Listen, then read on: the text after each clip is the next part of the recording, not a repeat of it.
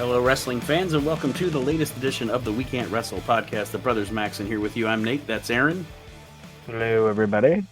And this week, of course, we are going to continue our journey through Clash of the Champions. We have reached Clash of the Champions VII, Guts and Glory, Fort Bragg, North Carolina, June 14th, 1989 is what we are going to review. And you can definitely, I know as we go through these, sometimes you're like, yeah, this kind of status quo. You can definitely tell a big change in the content of this show from the last one. So I'd have to look. I think at this point we're into the committee booking. Yeah, I believe that last one we did was the end of George Scott and them attempting to, like, they brought him in because, like, obviously, like we talked about, like he was instrumental in booking, like, being the booker, like the WrestleMania era. Yeah. Yep. And before that, a lot of Southern wrestling and everything like that, but like with like Mid-Atlantic and everything. And they brought him in as a booker. It was a failed experiment, so yeah, really the only thing George Scott brought to the table was getting Ricky Steamboat on board and the whole Steamboat Flair thing. And then other than that, like I said, his downfall was the abysmal rating for it because it was their first clash under the Turner umbrella, and he thought, oh, if we advertise it, nobody will go to the house shows. And he was booking it as a wrestling company and not realizing that it's no longer, once Turner bought it, it was no longer a wrestling company. It was a television product. They don't care about house shows. They care about ratings. And so this is really the start of the booking committee of WCW. And sorry, I didn't mean to step over you on that or whatever, but that's all right. That's what we're rolling into. And I know Sullivan was always on it, and it was kind of just a revolving door. I think Jim Ross was on it for a point, Cornette was on it for a point, guys like that. And at one point, Ric Flair was the head of it, but he had butted heads with Jim Herd all the time, and it's a long story of politics and behind the scenes that you can if you listen to Jim Cornette's Drive-Thru, you can hear a lot about stories about that period of time. And Jim Ross talks about the fact that he got a lot of heat from guys because they looked at him as being Jim Herd's boy. And what they didn't realize was that a lot of the guys that were on the booking committee were also on the road. Yeah. And Jim Ross wasn't on the road. He was a commentator, so he was in studio and you know what I mean? Like he wasn't going to fucking Shreveport on a Tuesday. Right. So after the booking committee would leave after dealing with Herd, they'd be all in the car bitching, and Jim Ross would be the guy stuck with Jim Herd. Drinking gin and tonics with him in the bar, and he's like, he basically said when you were doing that with Jim Herd, he was a cool guy, like just talking to him and shit. He was all right, but when you got him in with those guys, it was whatever. And Ross said like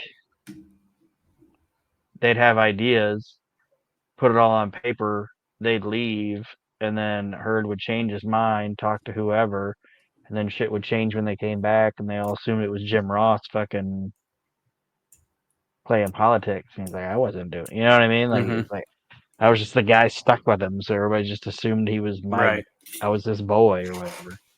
But yeah, it's like there's no.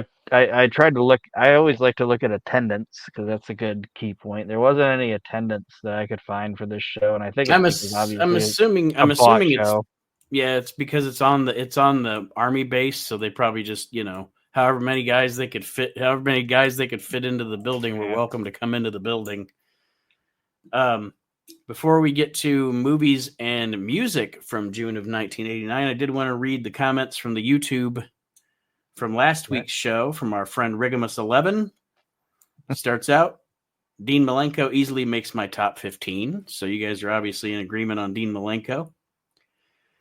Ricky Morton and Tommy Rich are right up there with Steamboat at making rest spots interesting. And I can see what he's saying there. Like, and I guess I'd have to watch Tommy Rich closer to see it, but I see it definitely with Ricky Morton. Ricky Morton is like Steamboat. There's no motion wasted, you know? Yeah. I know we had a conversation about Sabu and RVD and all that. He says, I'd watch 12 Perry Saturn matches before thinking about watching a Sabu match. I can agree with that.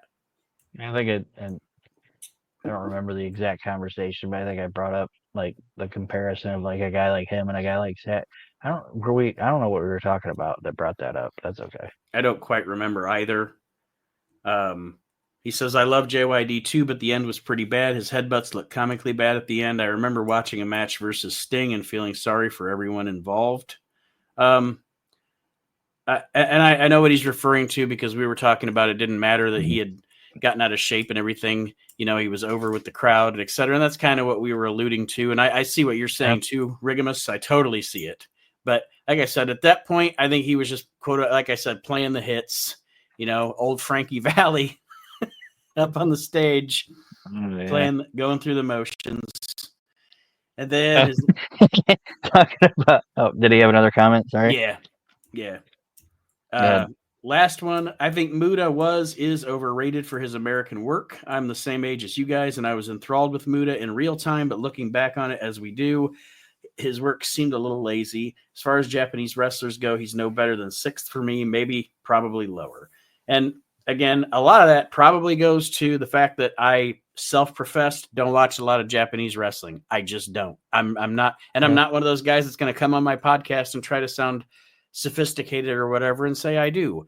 Like I said on last week's show, Muda enchanted me from my childhood, and I've watched all of his Japan stuff, and so I've seen a lot of stuff with him with whoever else he wrestled, but I just don't go out of my way to watch a lot of Japanese wrestling. So Rigamus, you might be right.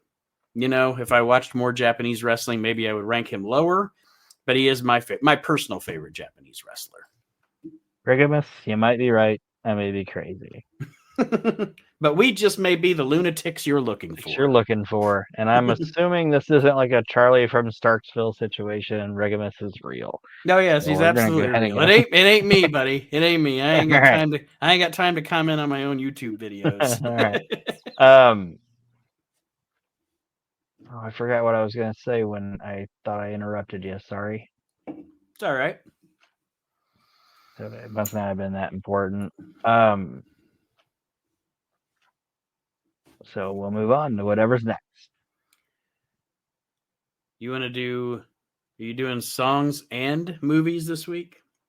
Yeah, I got both. So I'll let you pick. I have a guess for top movie if we're talking June 1989. I have a guess. I think you're gonna know. So we'll do movies first. What do you think the number 2 movie is? Number 2? Yeah. Derba.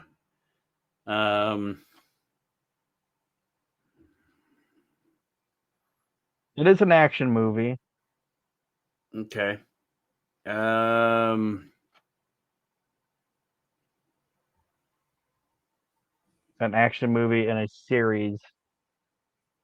It's not an action comedy, just an action movie. There's funny stuff in it. It's not Ghostbusters 2, is it? No, it wouldn't be. I don't think it would be classified a comedy, but there's funny stuff in the movies. It's not Ghostbusters 2. I don't know. I don't know then. It's Indiana Jones and the Last Crusade. Okay. That's number 2. I think I got number. There's funny stuff in the Indiana Jones movies. I think I got number 1 locked down though. I hope you do. I was like June 89. It's probably Batman. It is. Like that's the number 1 movie of all time of 1989 is Batman. So yes, Batman is number 1. It's probably number 1 the last month and the month next, because there's a couple of months in between clashes. Yeah. So yeah, nobody was beating Batman. This town needs an enema. That fucking movie was like. Why didn't somebody tell me he had one of those things? Yeah, that movie was insane. It also gave. I remember It also. Batman cereal. It It was just also showed. Captain Crunch. Yeah. It also showed that Jack Nicholson's the greatest negotiator in the world Yep. I'm gonna make money off of every Batman movie in perpetuity. after. And they ended up getting Danny DeVito for number 2, you know. Mm-hmm.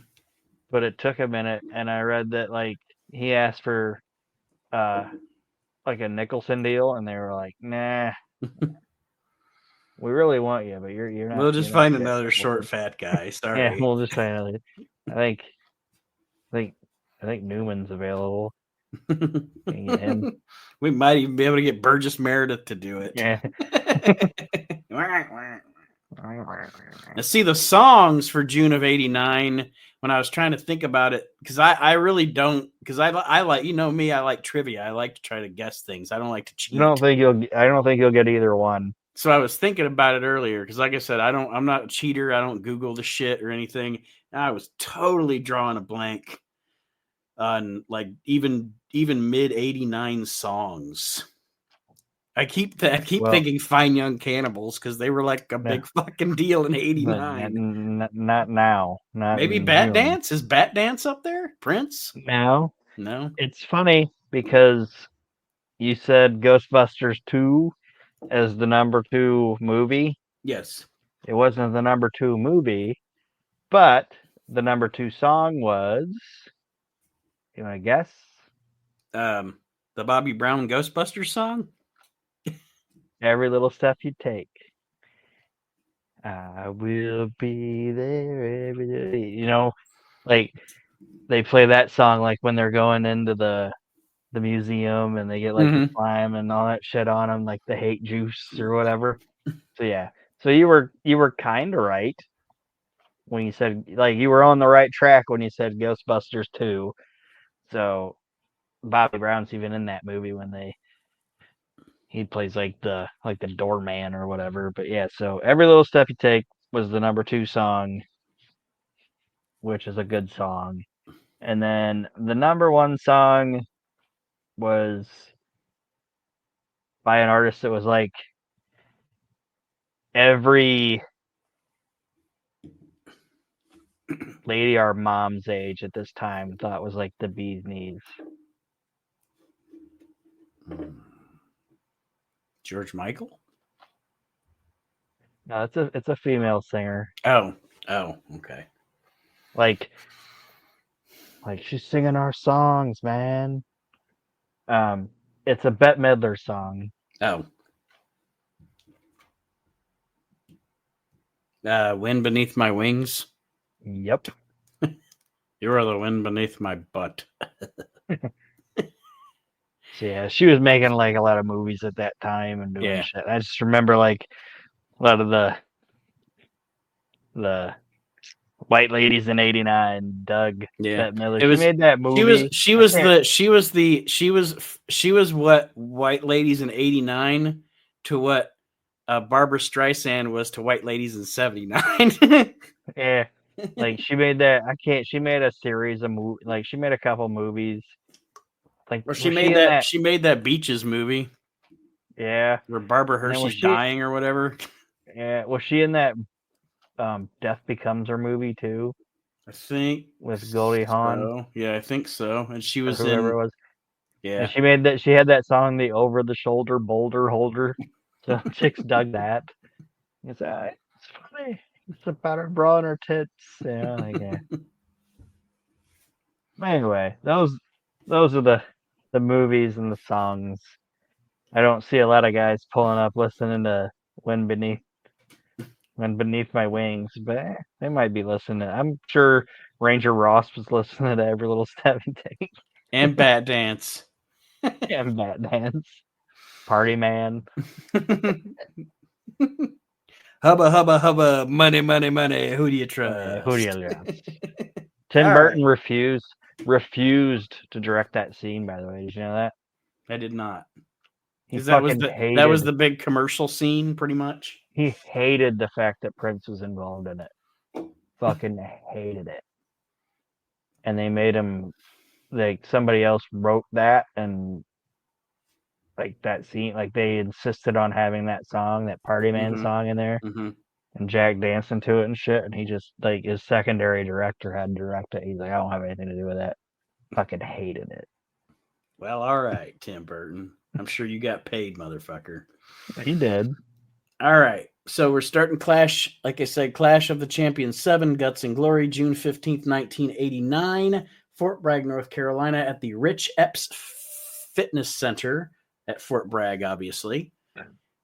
And they start out with the guy that's in charge of Fort Bragg or whatever his name's, Carl Steiner, thanking Lieutenant WCW for Carl being Steiner. there. And I do find it kind of funny later in commentary that Jim Ross feels the need to tell us that this guy is not related to the Steiner brothers. Yeah. But like when I watched it, I'm like, I don't know if that dude's still alive, but whenever he was, I was like, that is. I don't know anything about Lieutenant Carl Steiner, but just watching him do the opening of Clash of the Champions, Guts and Glory, I'm like, that is a man's man right As there, a matter of fact man. motherfucker right there. We'd like to welcome these Like, professional wrestlers here. yeah, Better like it's not get out cool of that he line, let it. though. Yeah. It's cool that he let it onto his like his base or whatever. But like that dude, like there's not a lot of guys you can look at and just be like, don't fuck around with that guy. But that Lieutenant Carl Steiner, I'm like, I wouldn't fuck with that guy at all. Well, I was happy because on the call for this show is Jim Ross and Bob Cottle. I like Uncle Bob.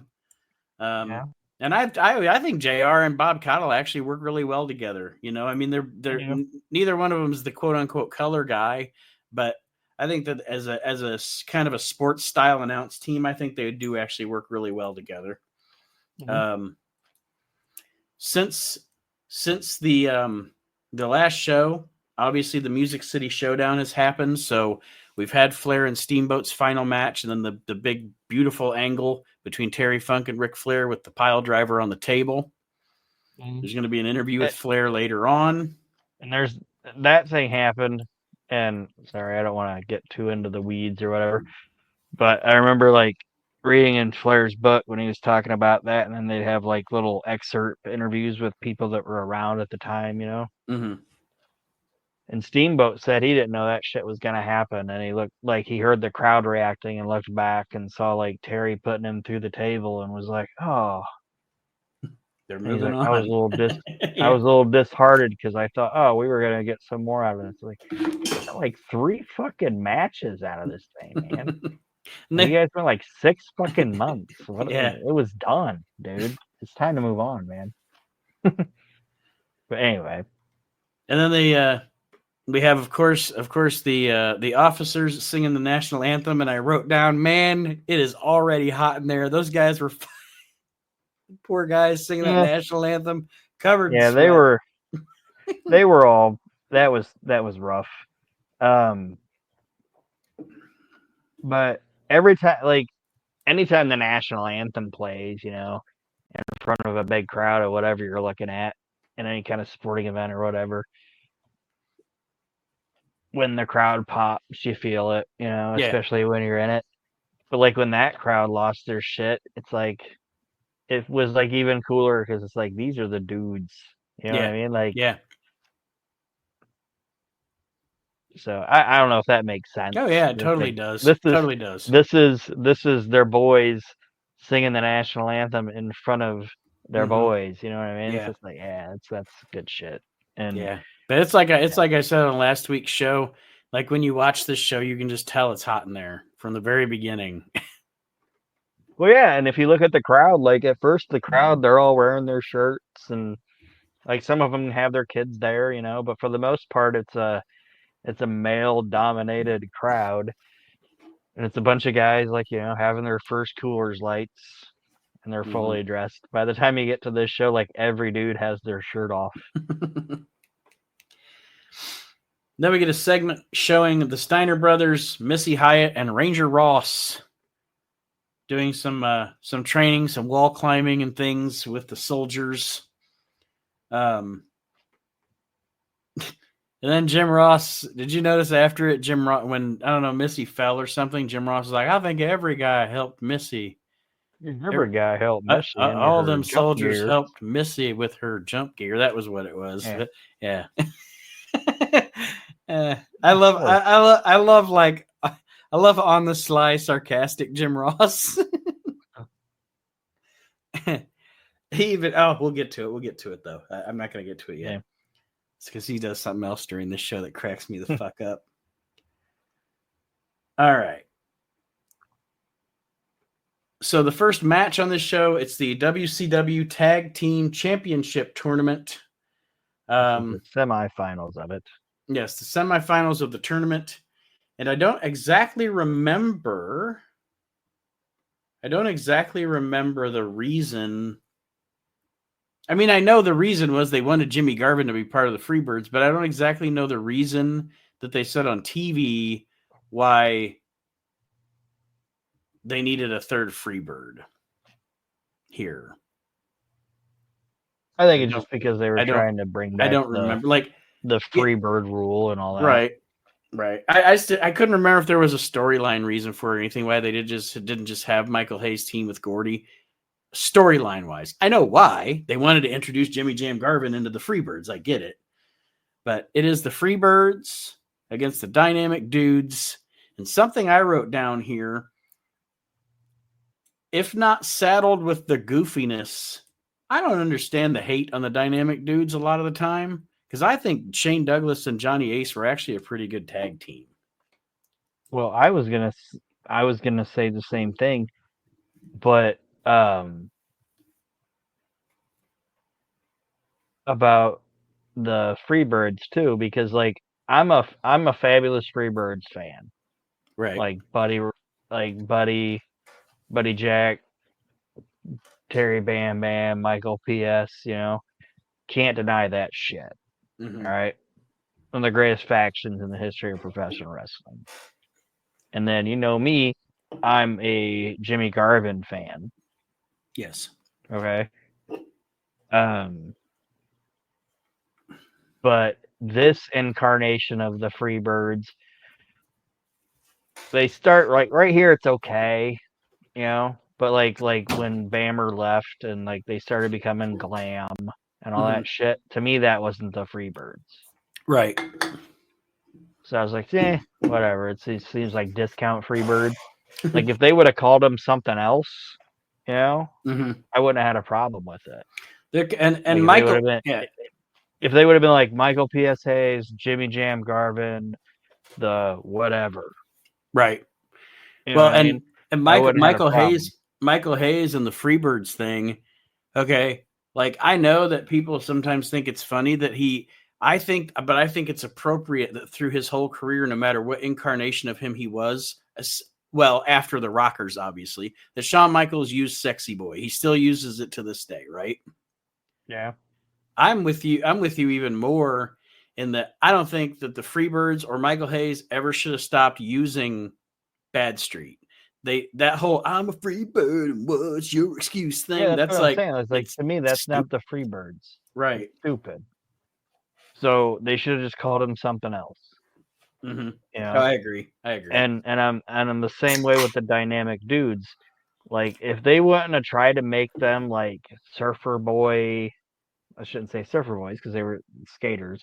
Like if they wouldn't have tried to make them radical Bart Simpson looking motherfuckers, they were a good fucking team. Yeah. Like Johnny Ace gets a lot of hate because he's Johnny Ace. You know, and you look at him as what he was after his wrestling career or whatever. Mm-hmm. But bell to bell in the ring, Johnny Ace was a good fucking worker. He was a solid wrestler. Yeah, absolutely. Like hate him or not for his behind the scenes shit or whatever, but bell to bell, fucking really good. I agree. And I'll tell you what, folks, was really fucking good too.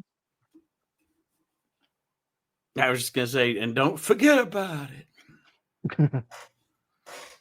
Like if they would have if they would have just been Shane Douglas and Johnny Ace, just as some, I don't know what you would have been able to call them or whatever, but not that stupid gimmick they gave them. They would have been like, I think these were two misbooked teams in my opinion. totally agree. Though the start of this match was really clunky. It was, and I actually wrote this down. I was like, the match starts off rough, but it turns around. Like for maybe the first 3 minutes of the 7-minute match, it's pretty clunky, like Aaron said, and then the last 4 minutes are pretty good, and it gets pretty darn hot by the end. The finish was cool. But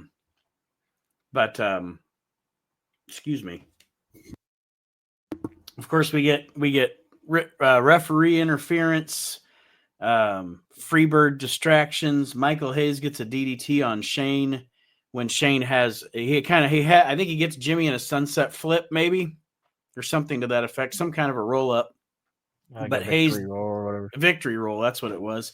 And Hayes gets the DDT while he's got him in the victory roll, which gets Jimmy Garvin the opportunity to pin Shane, and the Freebirds advance in the tournament. Yes. And then we get an I ad like for the hotline. I like the hotline commercial.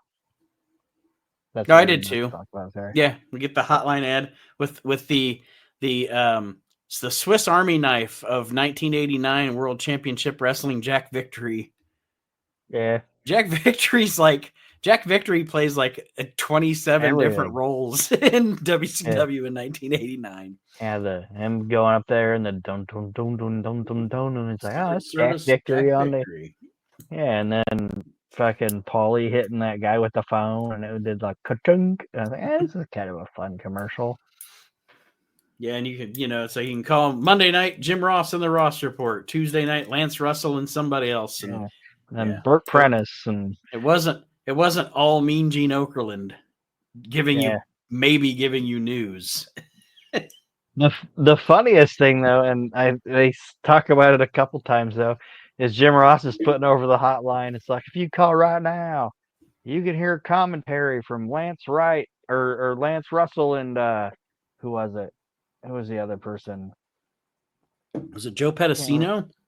Yeah, Joe, like Lance Russell and Joe. I said Burt Prentice. It was Joe Pedicino was the hotline guy. Yeah. Listen to commentary on the hotline right now from Lance Russell and Joe Pedicino. It's like, who's gonna call a phone to listen to commentary on a free show for $2.98 a minute on a 2-hour show? So by the time, if anybody's doing this and listening to these guys commentate, by the end of the show, they've spent $297 to watch a free program. What? If somebody did that, it's like, oh my God. And if you did do that, Lance Russell's going to go, boy, howdy. Boy, howdy. Lawler. All right. Lawler. But yeah, it's like, yeah, I liked the commercial. The next match on the show, of course, you got to get him on this clash because it's, it's the Army base. It's Ranger Ross against the terrorist, of course, who is Jack Victory. Jack Victory. And if I remember right, listening to it, this is actually the place that the actual Ranger Ross trained at or whatever. So I mean, it is kind of cool that I'm not. I don't want to say it Ranger Ross obviously isn't on a list of guys that I'd be like, oh yeah, awesome dude, great, whatever. But yeah, it could be the highlight of this guy's career. He got to go back to where he trained and thank him, and obviously thank you for your service, Ranger Ross. So it was kind of, if you think about it, for the dude, it was kind of cool that he got to go back and do that. Did you know that he had another gimmick after wrestling? No. You didn't? No. It's a true story. 1996. He was arrested. Hold on. Let me pull it up so I can actually read it. Oh no. Oh no, what did he do? Listen. Hold on. I just want to make sure I have the facts right. He didn't take his dick out of the park or something. No. Okay. Here it is. In February 1996, Ross was arrested at his home in Ackworth, Georgia, and formally charged with bank robbery as the motorcycle bandit, an unidentified man who made his escape on a Honda motorcycle. I don't think this is real. Following the robbery of a bank in downtown Ackworth, Ross surrendered to federal agents on February 9th. I don't think that happened. It's on his Wikipedia. Yes, that's where I saw it one day, so that's why I went to look at it. I don't know. Well, you shouldn't rob banks either. But at this point in 89, No, it's actually God bless him. it's actually yes. Slam Wrestling has it here too. So it's not just Wikipedia. He robbed a bank and rode away on a Honda motorcycle. He robbed multiple banks apparently, and he was on their motorcycle, and that's why he got the name the Motorcycle Bandit. That's better than Ranger Ross. Remember how we talked about how unless you're Sergeant Slaughter, that military gimmick sucks? Yeah. Unless you're a local guy. Unless you're a local guy or you're working in this environment, it's a terrible fucking gimmick. But yeah, the Motorcycle Bandit's amazing. No, he did that. Well, Ranger Ross beats the terrorist. With the combat kick. They show us a video on the Road Warriors. Then we get a video. Yeah, we get a segment with my boy Great Muta, my boy Gary Hart. They're gonna do a demonstration. Dragon Shy or whatever they called it. Dragon Shy. Dragon Shy. And Dragon Shy demonstration. But Gary Hart keeps telling it's Trent Knight and one of the other classic. I can't remember who the other guy was. One of the other guys that you'd see all the time on World Championship Wrestling. But yeah, Gary Hart gonna work with these guy jeans. You got Gene. You got Gene. Muta says you're not worthy. You got Gene. And then I wrote ham bones because I couldn't remember how to spell guy jeans. But yeah, basically Muta don't want to work with these ham bones, and he wants to work with fucking Ricky Flair and Eddie Gilbert and Eddie Gilbert. He recently sprayed the mist in Missy Hyatt's face, which is why there's heat with Muta and Eddie Gilbert. I say Gary Gilbert. It sounds like a disc jockey. Gary Gilbert, K107. Then Eddie Gilbert comes out, does the fireball gimmick or tries to do the fireball gimmick to Muta. He accidentally hits Trent Knight with the fireball. Muta and Gary Hart hit the bricks. And I wrote down here, I've always thought it would have been cool. It didn't matter the territory. If 6 months later, somewhere down the line, Trent Knight came for Eddie Gilbert. Yeah. Just attack him. I've always thought that. And I mean, Eddie wasn't 6 months from now. Yeah, I think 6 months from now, Eddie's not even in WCW. It doesn't matter. It's Trent Knight. If Eddie's in fucking Alabama or something, let Trent Knight come for him. Like, yeah. You motherfucker. I got my sight back. You stole money out of my wallet. You set my face on fire, Eddie Gilbert. You put me out of commission. You burnt my mullet. What I thought was funny was... You may have forgotten me, but I didn't forget you. Yeah. What I thought was funny, dude got hit with a fireball, and then, like, somebody, like, they threw their, like, okay, this guy's got burns now, you know? Yeah. So they throw a towel on him. And then, like, Eddie took off his shirt and, like, threw his shirt on him. It's like, what are you guys doing? Like, just throwing cloths on it is not... Right, and stop rubbing it.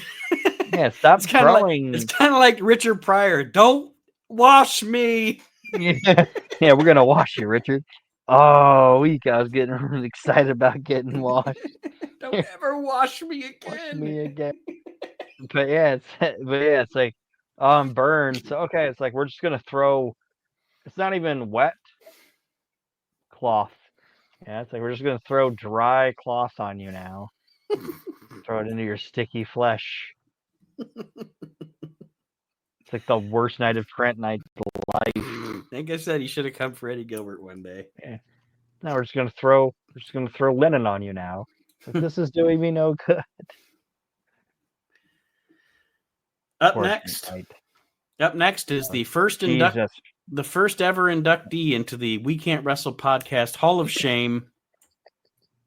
This tag team We have George South and Cougar J, and they are awaiting, yep, you know them, The ding you dong. love them, the Ding Dongs. And,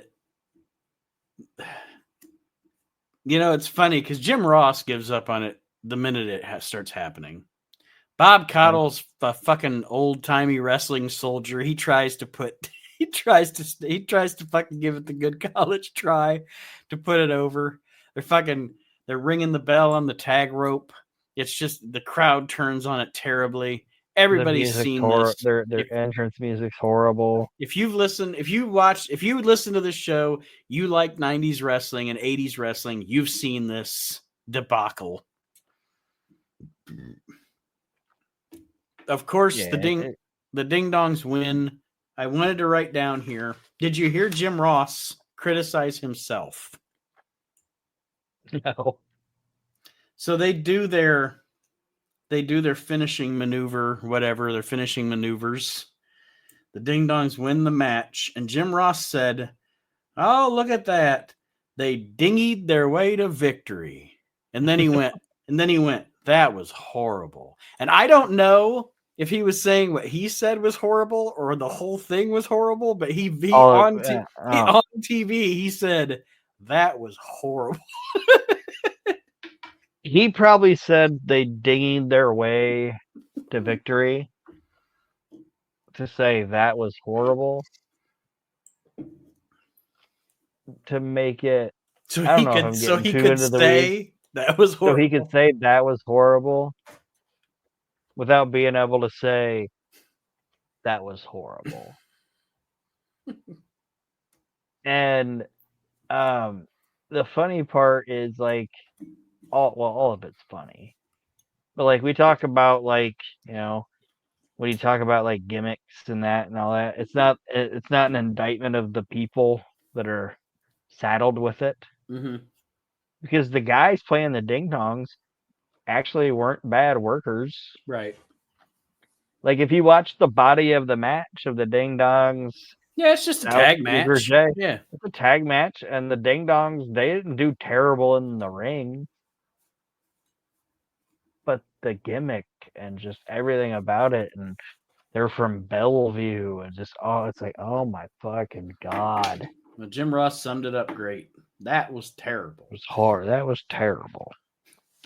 Or wait, did I write down he said horrible or terrible? He said horrible. That was a horrible. Horrible. So that thing happens.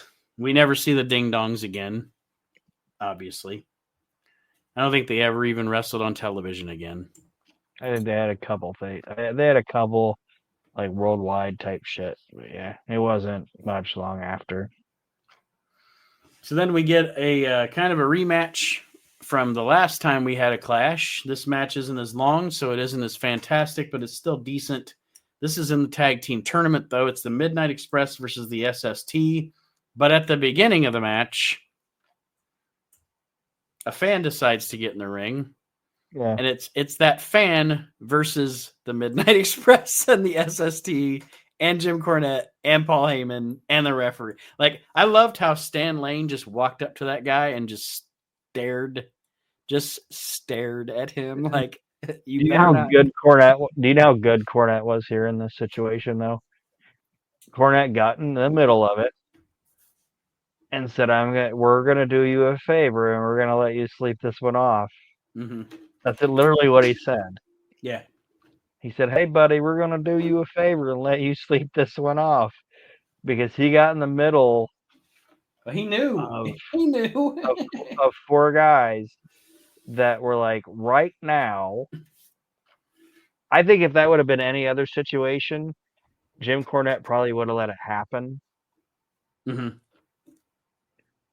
But I think at that point, Jim Cornette was like, we can't have any of these guys like beat up an active serviceman. Right. You know what I mean? Yeah. Like on their base in the situation. Because if this guy gets the shit kicked out of him and it turns into a situation, this entire show is going to get shut down. Mm-hmm. You know what I mean? Because like if that happens at a normal wrestling event, they just carry the guy out. and the show goes on. If an active service guy on the base gets the shit kicked out of him, it's not up to them if Lieutenant Carl Steiner comes out and goes, "Show's over, guys." Yeah. You know what I mean? Like, Yep. fights are happening now. It's like real fights are happening now. This is over.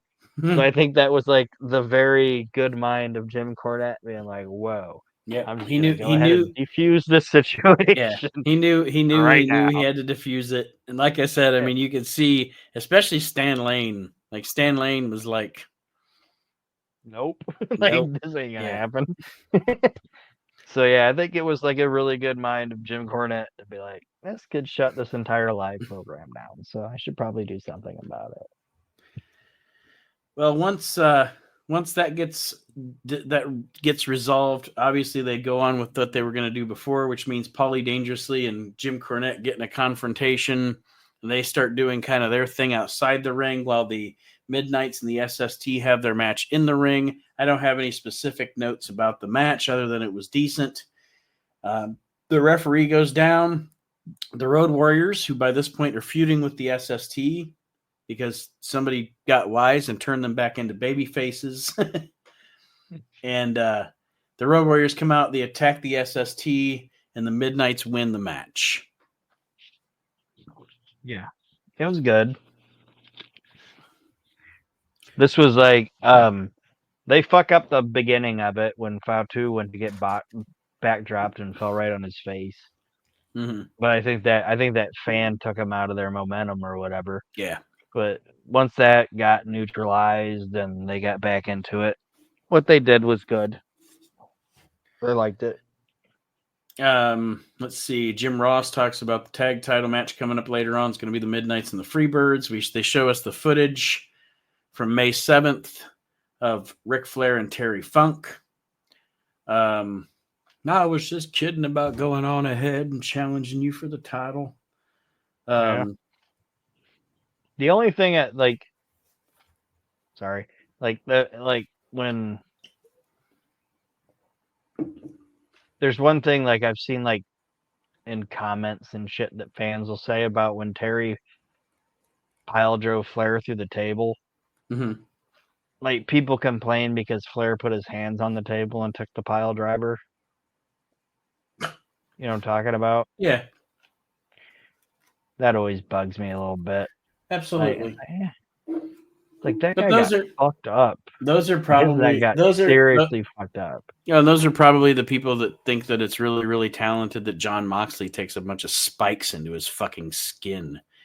Yeah. And whatever. It's like Flair wasn't taking that bump for the cameras. He was taking that bump for the crowd. Yeah. And this guy had a severe neck injury, so obviously he's gonna do what he can do to make sure that shit doesn't happen again. So anyway, I've seen people complain about it and it bugs me. I sometimes wonder because I'm a big fan of both. I have this debate in my head sometimes of what's the most toxic fan base in the world? Star Wars fans or wrestling fans? I can't figure out which one it is. Internet wrestling fans. The internet keyboard warrior wrestling fans are pretty sad. Next match, really short.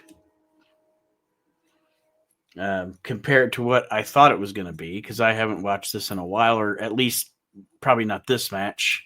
Anyway, Terry Gordy, Dr. Death, Steve Williams. It's about 5 minutes or so. And they just fight up the aisle to a double count out. They're going to fight up the aisle to go team in Japan soon. Yeah, it's pretty lame. Ross tries to tell a story with it where, I mean, I'm sure it happened, but talks about how like Gordy attacked Williams in Japan with a 2x4 off the request of Kevin Sullivan because like they're getting Dr. Death away from Kevin Sullivan and the Varsity Club type shit. But yeah, it's like it's like this could have been more, I thought. And they didn't really give it a chance. It's like, maybe not have the ding dongs and give this another fight. I don't think these guys were even feuding. Which that was the other thing where I was trying to think for storyline wise, why Garvin. Again, I know I'm harping on it's fucking wrestling. It's because they wanted Garvin and Hayes to be a team. But like in the first round of the tag team tournament, Terry Gordy and Michael Hayes won.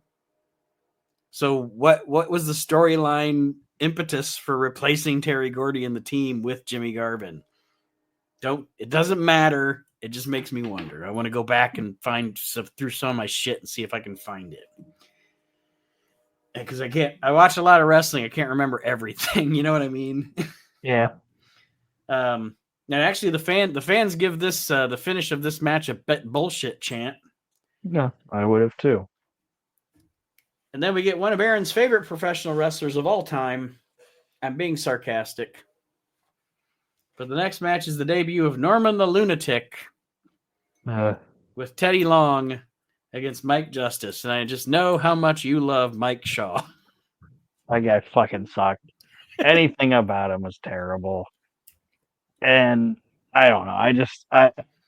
I know people talk, then you've talked about like when he was in Stampede and was what, like. I like Muck and Sing. I liked Muck and Sing. I liked him as Muck and Sing in Global too. Yeah. Muck and Jeff or whatever his fucking name was. He just sucked.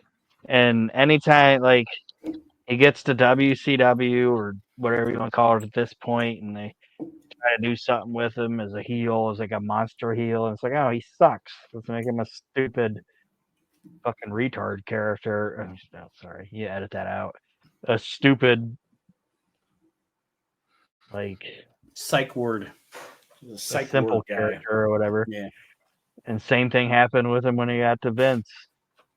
Oh, we're gonna make Mike Shaw this monster heel, and it's like, oh, he sucks. So let's make him some stupid guy that the fans like. You know, it's like, I don't know. Well, I really, honestly, it was a one-dimensional hack, in my opinion. And I don't really have any notes on this match. Norman beats Mike Justice with a splash, and then they take Norman out on a stretcher because he's got to go back to the loony bin.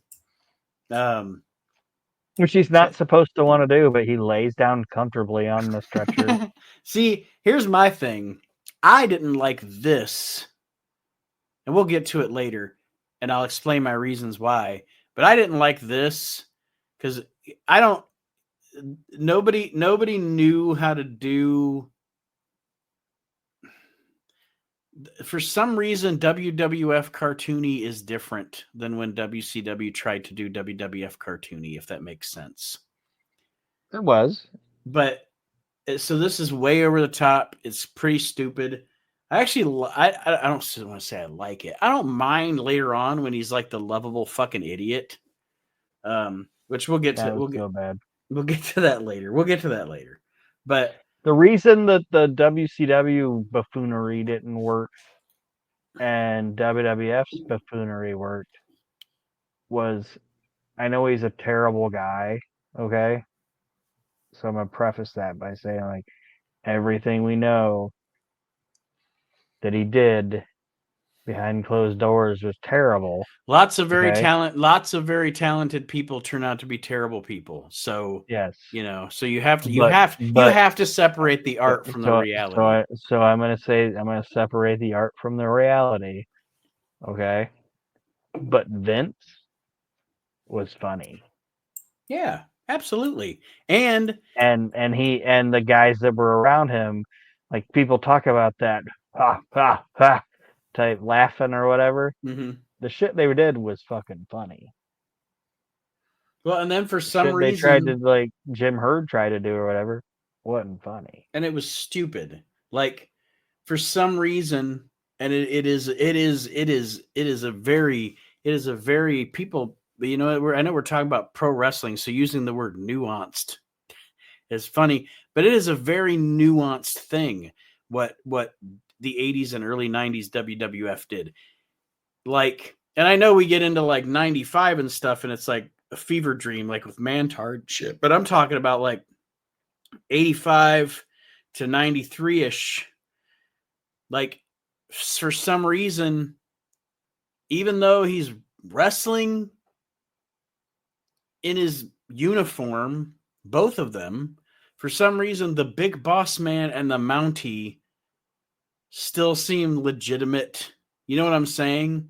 Whereas once the Norman bell rung, it worked. Norman the lunatic doesn't. I don't know. Yeah. But anyway, we're going on about this.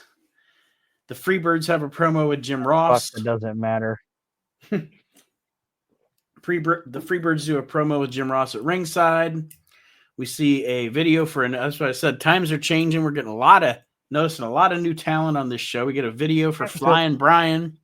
And that's one thing I was going to point out. I do like that they're doing little videos for, like, we get this Flying Brian one, and we're going to get another one later on. Like, they're giving you videos of guys that are coming in, you know. I don't know what that music was that they were putting on Brian Pillman's video. That was terrible. But I'm sure originally it was an actual song. So I don't know what the actual song was, but maybe it was Bat Dance. Whatever. Party Man. The Steiner brothers with Missy Hyatt versus, you guessed it, because Rick Steiner and Mike Rotunda have to be paired for fucking forever. Like, if you think about it, you don't realize it, but if you go through, those two guys wrestle each other so much. Like, they even wrestle each other once the Steiners get to the WWF. They teamed for like a year, and then they feuded for like 3. Mike Rotunda, and then they wrestled each other during the Nitro era a bunch of times too. And this is really, really early era Scotty. Like, Scotty, I don't think had probably been in the business even a year before he finally wound up, like, maybe a year when he ended up teaming with his brother. But he's so fucking good. When did he have those matches on, like, Great Wojo's promotion? Was it 88? I think it was 88. That's what I'm saying. So this is 89. So I think he's only been in the business a year, and he's fucking awesome. He looks like a goddamn $1,000,000. My favorite. I put it in my notes, and you can tell me if I'm wrong, but 88, 89, looking at that guy, seeing what he's doing, he would kind of be, I like, you can put the start of his career on the same level, in my opinion, as like Kurt and Brock. Oh yeah, no doubt. The minute he got there, he understood it. No doubt. Prodigy. That guy's made to do this. Yes. No doubt. Made to do it. Scott Steiner, I think, honestly, and I know it's funny because he had his most singles success at the time, but I think Scott Steiner would have been a top tier, like, considered in the top pantheon of professional wrestlers had he not bulked up and became Big Papa Pump. I think so too. I think that limited him. A did. lot of his attitude too, but just talent wise, I think that limited him. It limited him gimmick wise, and it limited him performance wise. I know that's when he had his biggest success. That was when he was a world champion. But I think his career is a different story if he stays. Lean is a silly word. You know what I mean, though. I know what you're saying, but I knew you were gonna go with that. But I'm like, you know what? Even when he bulked up, became Big Papa Pump and shit, I'm like, this guy's still a fucking natural. Yeah. And he's still fucking entertaining and shit. There were times, like, in that dying era of WCW, like 99 to, like, 2001, he's the most fucking entertaining thing on the show, in my opinion. That's he was still fucking good. I will contest that the dying days of WC, like those last couple of years of WCW, this is getting way in the weeds, so I'll just leave it at this. But the most entertaining people in that entire promotion to me, Booker T, Scott Steiner, and I know you're not a huge fan, but Jeff Jarrett. But anyway. No, I like Jeff. And the cat. Yeah, yeah. No, yeah, I don't sleep on the cat. You're right. You know what my favorite spot was in this match? The Steiner spot falling on his no. falling on the fucking No, floor. I mean that was wild. But no, my favorite spot in this match, because I don't know if I've ever seen, and maybe he did it and I just never noticed or anything.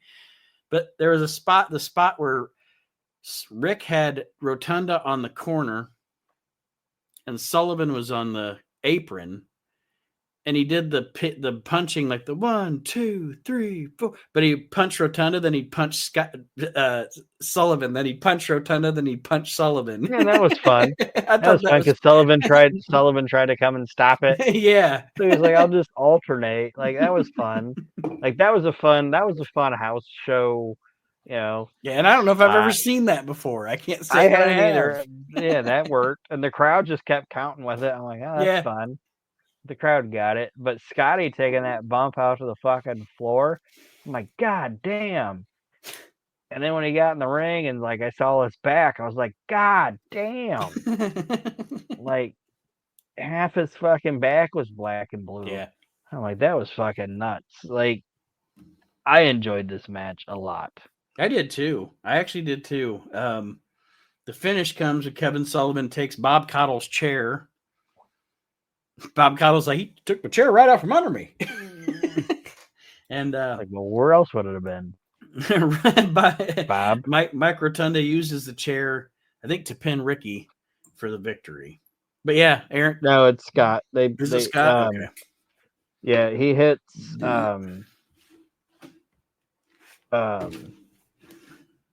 Kevin hits Scott and a Rotunda suplex Scotty and pinned him 1, 2, 3. Did you? The only other note I had was right at the beginning, like Missy comes out with the Steiner brothers, and then Missy leaves right away. I'm like, They knew what to do in front of that crowd. They're like, if we leave Missy out here, nobody's gonna see any of the shit we're about to do. Yeah. Let me see here. I just wrote down Jim Cornette JR interviews Cornette. We get a statement from Governor Jim Martin of North Carolina. Yeah, that dude I read about him a little bit. I think he was kind of a racist. That other guy, that other state representative, what was his name? Charlie Ross? I guess I didn't write him down. Yeah, that Charlie Ross dude was interesting. Like, he had one of the first electric cars. I'm like, really? like he was a state representative or whatever, like a congressman or whatever in the state, and they said he was a Democrat in what is this, North Carolina? Yeah. He was a Democrat in North Carolina and was like all about like environmentalism and this, that, and the other thing, and people still loved the guy. It's like that guy that's the governor of Kentucky now, that Andy Beshear.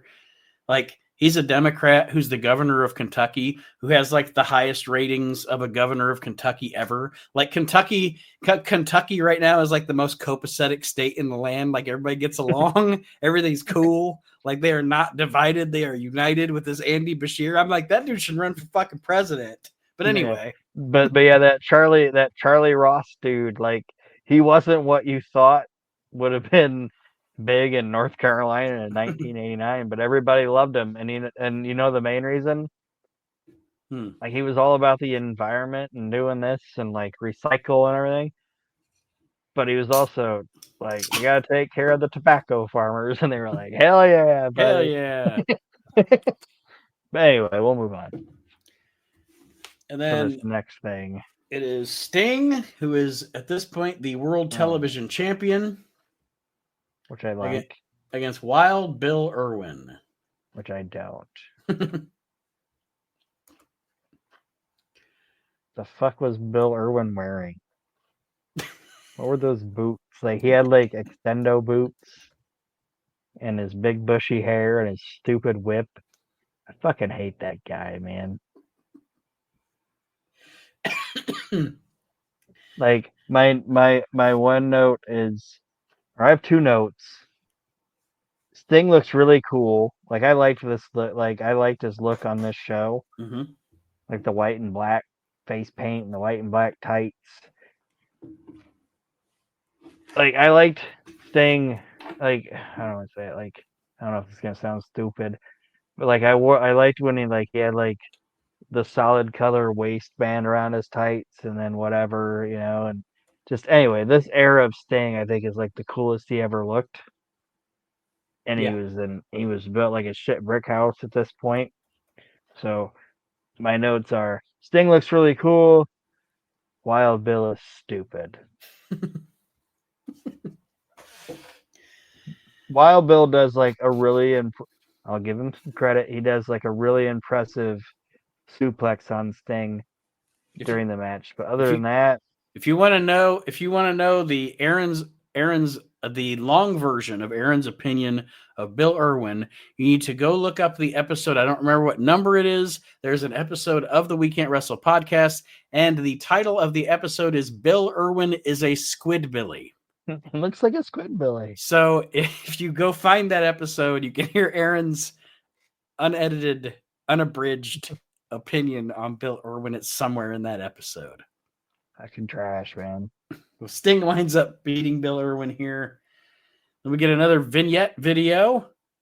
That's not Magnum TA. That's Scott Gator Hall.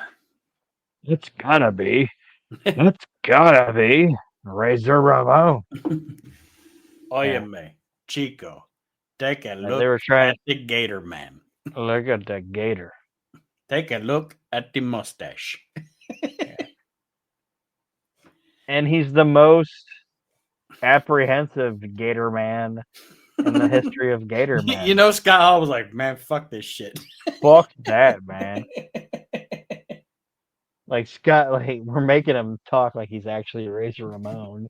Well, he does kind of talk like that. I know he does, but like if you look at the things, like he's doing nothing with the Gators. Yeah. You know, like Steve Kern became Skinner because he actually wrestled alligators. Like he was an alligator wrestler. You know, they just gave Scott Hall the gator gimmick because he was from Florida. But if you watch the video, it's like there's like 12 feet between like Scott Hall and every gator. And you look at him in the video, and he's like got his hands up. I don't know, man. He's got his big stick. He's like, I ain't fucking with that. Like, Scott Hall was like, fuck that noise. I'm surprised they even got him close to a fucking alley. If this would have been Scott Hall in '93, that shit would have never happened. No, you just saw Scott Hall, and then you just saw the Gator, but you'd never seen him in the same actual frame. But yeah. So this is Scott Hall's entry. He's coming into WCW. He doesn't do the Gator thing very long. That'll be Diamond Stud shortly. And then I didn't write anything down for this, but we have the segment where Jim Ross interviews Ric Flair at Flair's house. They pretty much just talk about the injury, the world title, how this is the essential, the gist of it is WCW. Normally they would have taken the title away after 30 days, but they're giving Flair a grace period because of what happened. And he's going to make his decision soon on whether he's going to vacate the title or come back to the ring.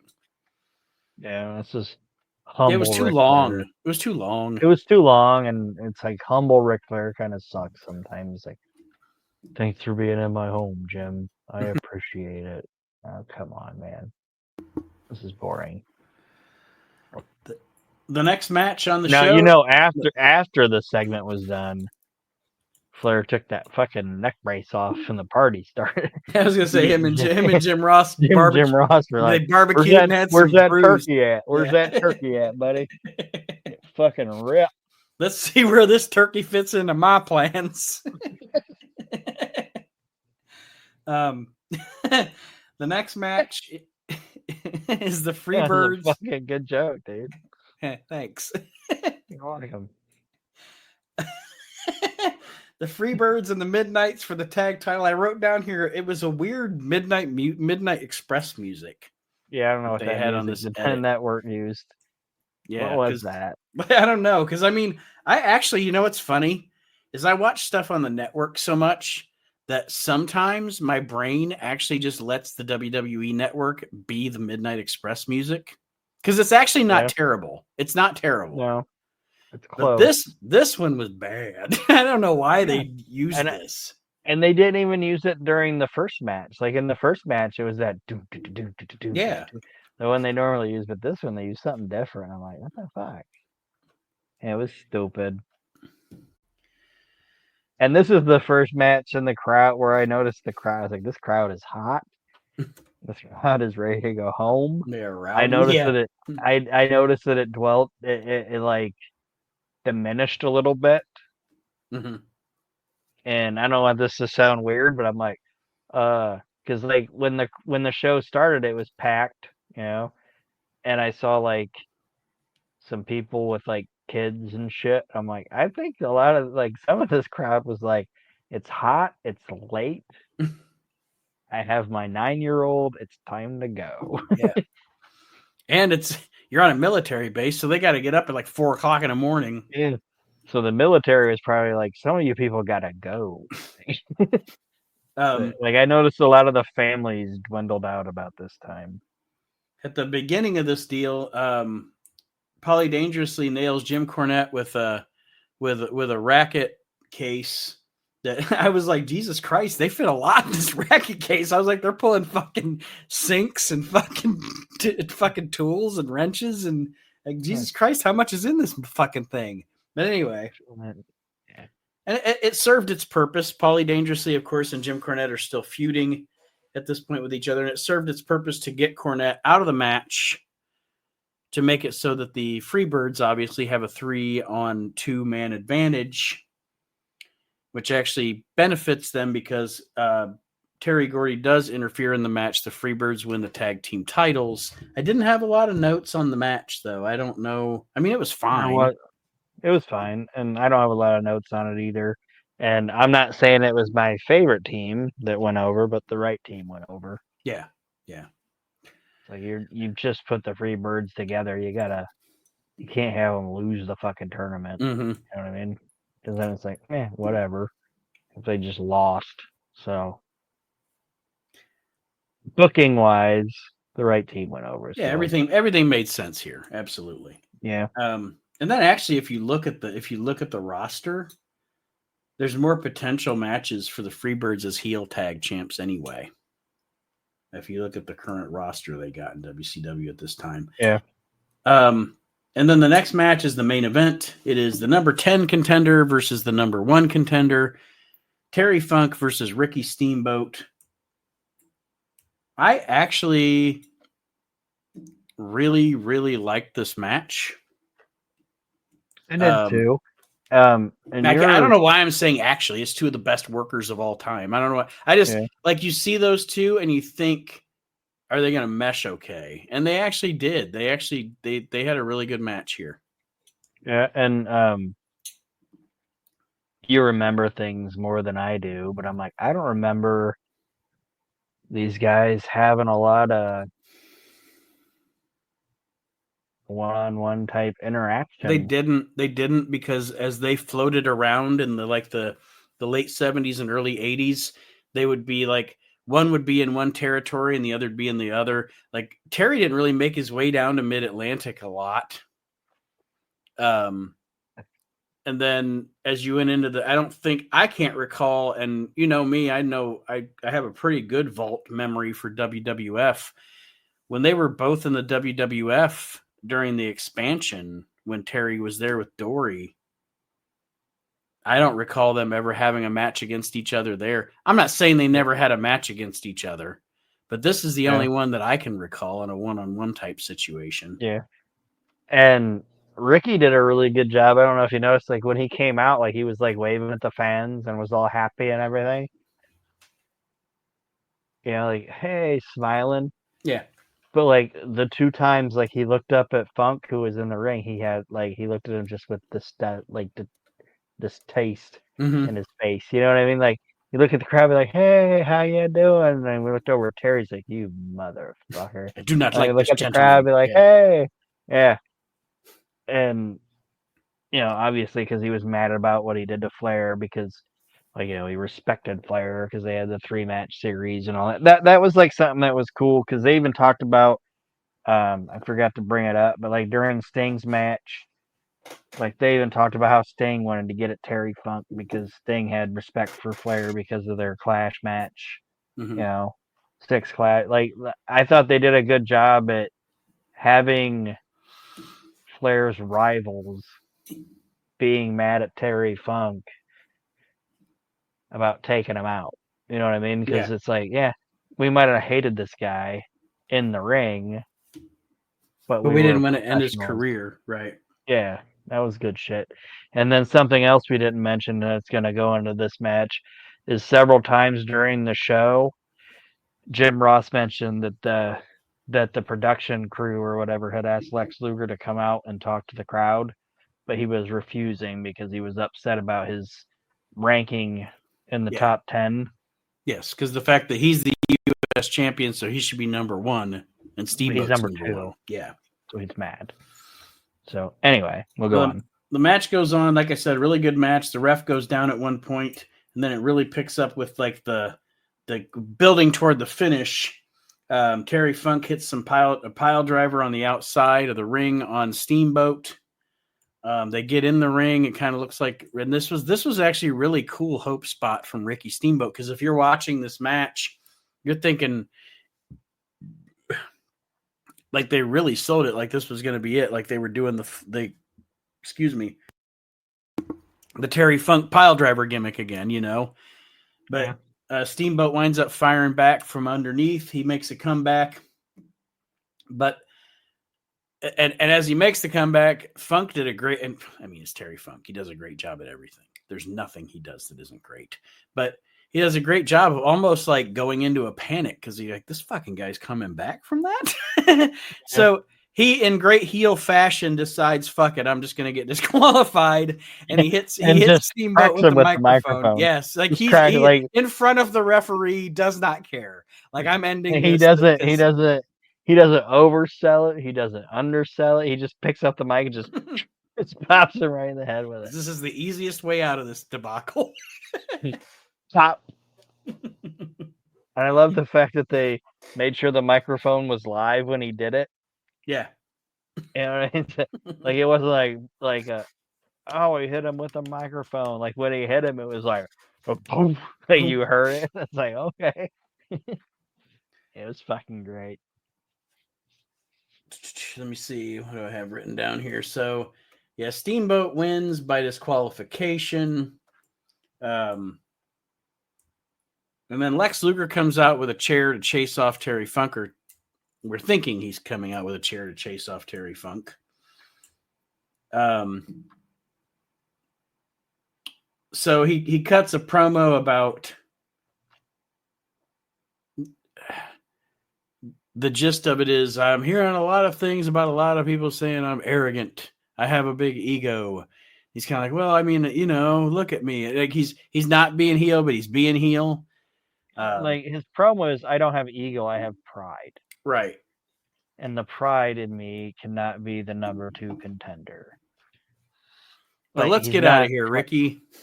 Yeah. And then he beats up Ricky Steamboat. He beats up Steamboat, puts him in the rack. And he's about to move into like the second best match of his career. Yes. Yes.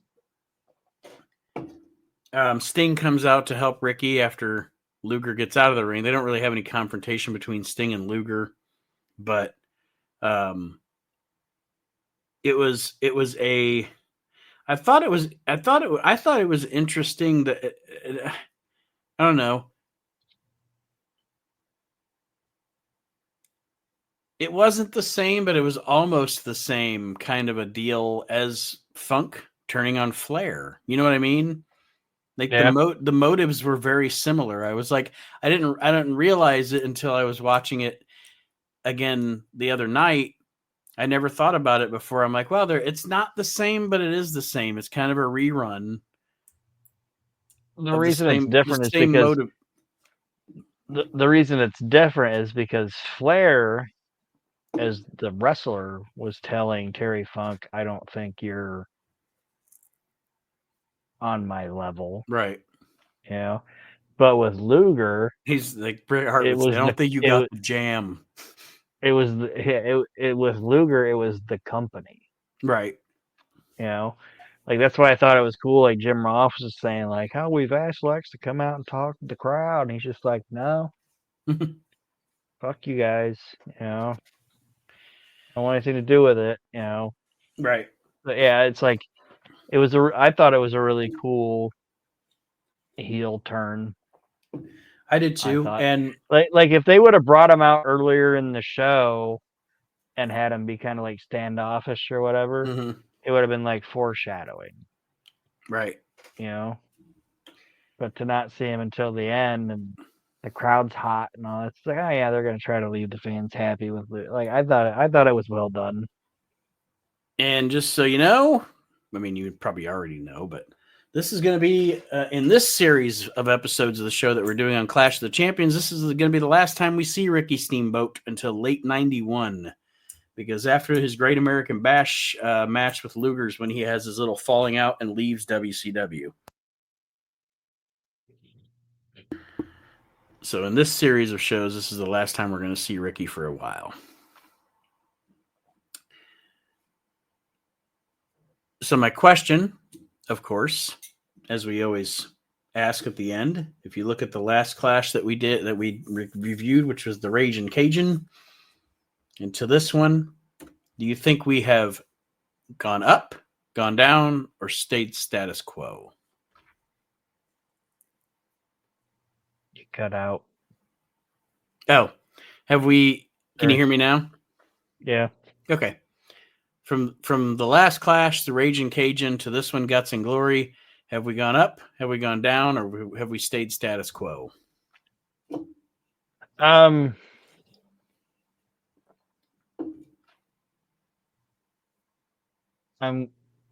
think we've gone up, but I also think this was a different type of show because it was a different type of crowd. But I wrote down, I don't mean to cut you off, but I wrote down status quo. I felt like it was kind of static and it was status quo because the last show was good. This show was good, but this show is also, you can obviously tell, is under a different regime. There's changes, there's new talent. But so when you go from you're injecting new talent and new storylines and stuff into this, I think that as compared to the last show, it was just as good, but for different reasons. I enjoyed this show. There was stupid shit on it, the ding dongs and stuff, but I enjoyed overall, it too. I enjoyed this show. I enjoyed this show, and I'm not saying I didn't, but what my thing is like this show, whoever put it together knew what they were doing because they, like I said, they went onto a military base with guys that I know there weren't like a lot of like I know they're in country or whatever, but they're in front of a bunch of guys that don't have a lot of entertainment every night, So this would have been the wrong crowd to do like a 45-minute main event in front of. You know what I mean? Yes. Like they were like, hey, let's put 10 matches on a show. The longest match might be 20 minutes, Let's just keep the action in front of these guys. If you would have put like a 45-minute Ricky Steamboat versus Ric Flair match in front of these guys, you would have lost them. Yes. You know what I mean? So they're like, boom, boom, boom. Like we're gonna give you the Freebirds. We're gonna give you the Midnight. We're gonna sprinkle the Road Warriors in there. Like they knew what they were doing on this show, and this was like, I don't know if what I'm saying makes sense. Oh, absolutely. So I enjoyed the show a lot. All right, everybody. We could have lost this crowd very easily if they wouldn't have done it that way, is what I'm saying.